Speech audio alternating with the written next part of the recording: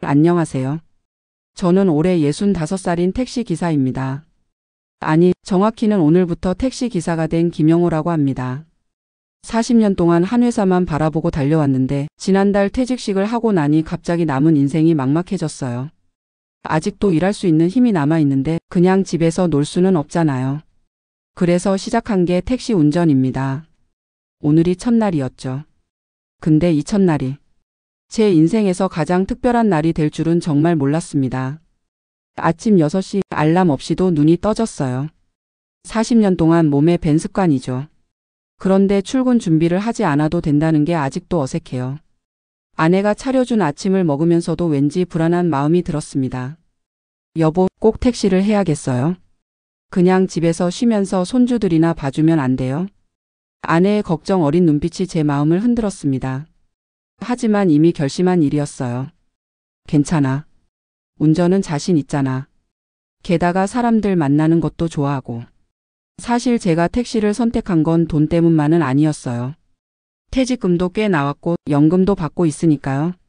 그저 아직 세상과 연결되어 있고 싶었달까요? 택시 회사 차고지에 도착하니 벌써 여러 기사님들이 나와 있었습니다. 대부분 저처럼 은퇴 후 제2의 인생을 시작한 분들이었죠. 차량 배정을 받고 간단한 주의사항을 듣고 드디어 첫 운행을 시작했습니다. 오전 7시 30분 강남역 부근에서 첫 손님을 태웠어요. 정장을 말끔하게 차려입은 30대 초반의 여성이었습니다. 여의도 증권가로 가주세요. 네, 알겠습니다. 백미러로 살짝 보니 뭔가 초조해 보였어요. 얼굴이 상기되어 있고 계속 휴대폰을 확인하더라고요. 아가씨, 급하신가 봐요?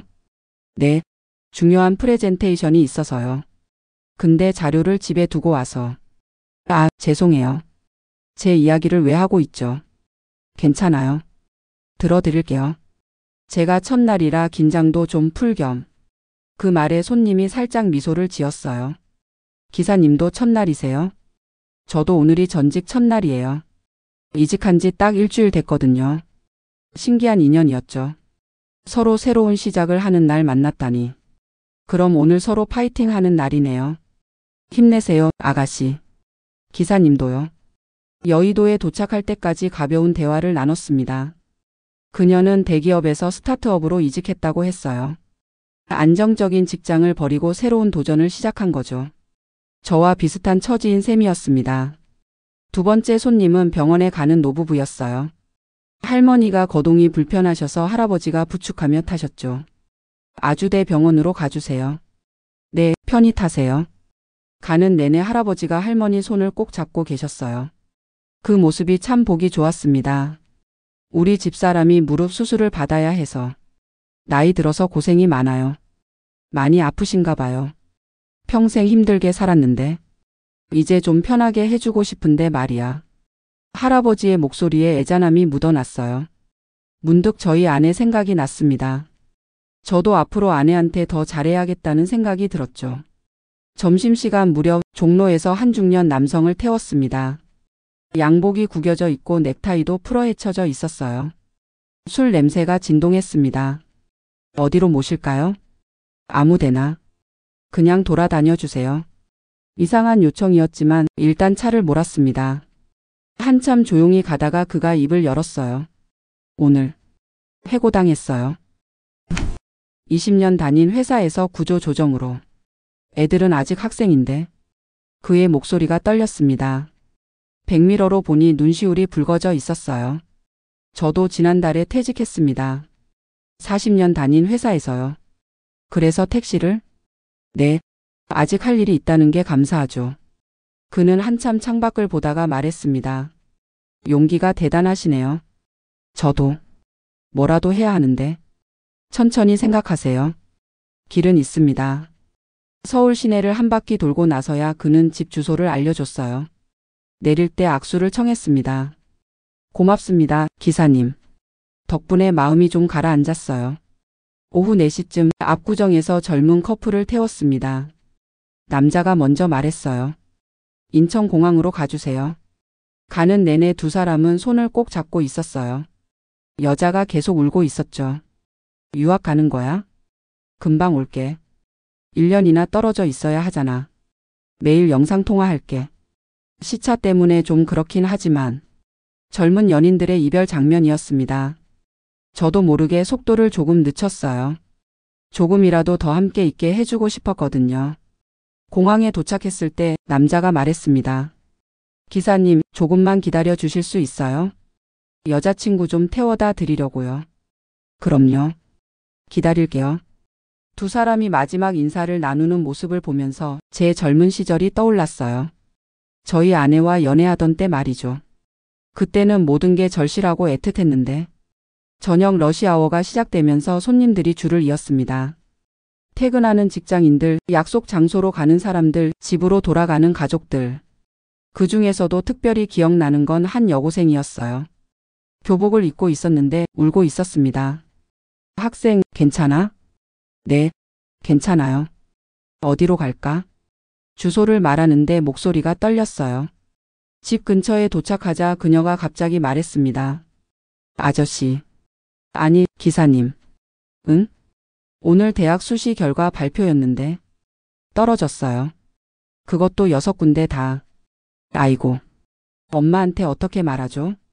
학원비만 해도 엄청 들었는데. 눈물이 뚝뚝 떨어졌어요. 저도 딸이 있어서 그 마음이 이해됐습니다. 인생은 길어. 지금은 막막해 보여도 나중에 보면 이것도 다 과정이야. 정말요? 그럼. 내가 65년을 살아봐서 아는데 실패가 없으면 성공도 없어. 이번 일로 더 단단해질 거야. 그녀는 고개를 끄덕이며 내렸어요. 차비를 내면서 작게 인사했습니다. 고맙습니다, 아저씨. 밤 9시가 넘어서 마지막 손님을 태웠습니다. 노숙자처럼 보이는 할아버지였어요. 냄새가 좀 났지만 모른 척했습니다. 어디로 가실까요? 강변. 한강 보고 싶어서. 이상한 느낌이 들었어요. 혹시나 하는 마음에 물었습니다. 할아버지, 무슨 일 있으세요? 제가 오늘 택시 첫날이에요. 마지막 손님이 되실 것 같은데 이야기나 좀 하시죠. 할아버지는 한참 침묵하다가 입을 열었어요. 아들이. 연락 끊은 지 10년 됐어. 어제 병원에서 암 진단 받았어. 말기래. 죽기 전에 아들 얼굴이나 한번 보고 싶은데. 가슴이 먹먹해졌습니다.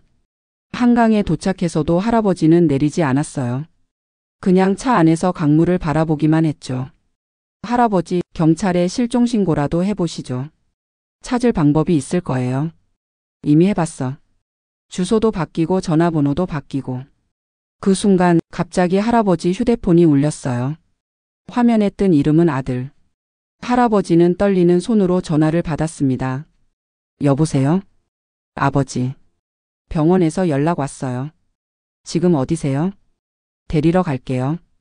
할아버지는 말을 잇지 못하고 흐느꼈어요. 저도 모르게 눈물이 났습니다. 첫날 마지막 손님이 이렇게 드라마틱할 줄은 몰랐죠. 아들이 와서 할아버지를 모시고 갈 때까지 기다렸습니다. 서로 부둥켜 안고 우는 부자의 모습이 아직도 눈에 선해요. 밤 11시 집으로 돌아왔습니다. 아내가 거실에서 기다리고 있었어요. 어땠어? 힘들지 않았어? 힘들긴 뭐. 재미있었어. 사실은 몸보다 마음이 더 피곤했어요. 하루 동안 너무 많은 사람들의 인생을 만났거든요. 뭐 특별한 일은 없었고? 아내의 물음에 웃음이 나왔습니다. 특별한 일이 없었다니요? 모든 게 특별했는데. 새벽에 잠이 오지 않아 베란다에 나갔습니다. 서울의 야경이 한눈에 들어왔어요. 불빛 하나하나가 누군가의 인생이겠죠. 오늘 만난 사람들이 떠올랐습니다. 새 직장에서 첫날을 시작한 여성, 병원에 가던 노부부, 해고당한 중년 남성, 이별하는 연인들, 대학에 떨어진 여고생, 아들과 재회한 할아버지. 모두가 자신의 인생을 살아가고 있었어요. 기쁨과 슬픔, 만남과 이별, 성공과 실패. 그 모든 것이 인생이었습니다. 40년 동안 회사라는 울타리 안에만 있었던 저는 오늘 처음으로 진짜 세상을 만난 것 같았어요. 사무실 책상에 앉아서는 절대 알 수 없었던 삶의 현장을 본 거죠.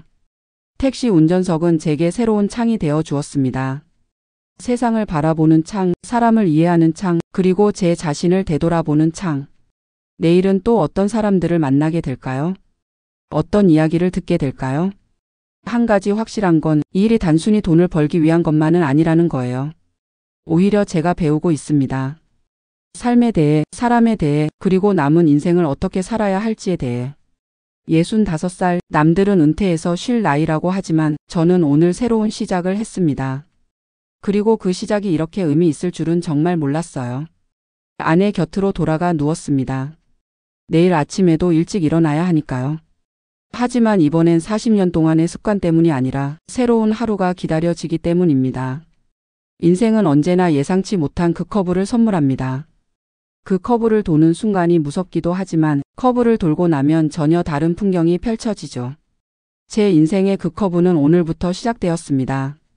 그리고 저는 그 길이 어디로 이어질지 정말 궁금합니다. 내일도 많은 사람들을 만나겠죠. 그들의 이야기를 듣고 작은 위로가 되어주고 때론 그들에게서 배우면서 첫날 운전대를 잡고 느낀 것은 은퇴는 끝이 아니라 시작이라는 것입니다. 오히려 이제야 진짜 삶이 시작된 것 같아요. 앞으로 몇 년을 더 이 일을 할 수 있을지 모르겠지만 할 수 있는 한 계속하고 싶습니다. 단순히 택시를 운전하는 게 아니라 사람들의 인생을 함께 달리는 거니까요. 오늘 하루 정말 특별했습니다. 40년 회사 생활 중 어느 날보다도 더 의미 있고 더 감동적이고 더 살아있음을 느낀 하루였어요. 내일이 기다려집니다. 새로운 만남이, 새로운 이야기가, 그리고 새로운 배움이 기다리고 있을 테니까요. 65살 초보 택시기사의 인생 2막, 오늘이 그 첫 페이지였습니다. 앞으로 써나갈 이야기가 무척 기대됩니다. 여러분도 혹시 인생의 전환점에 서 계신가요? 두려워하지 마세요. 커브 너머엔 분명 새로운 길이 있을 겁니다. 저처럼 말이죠.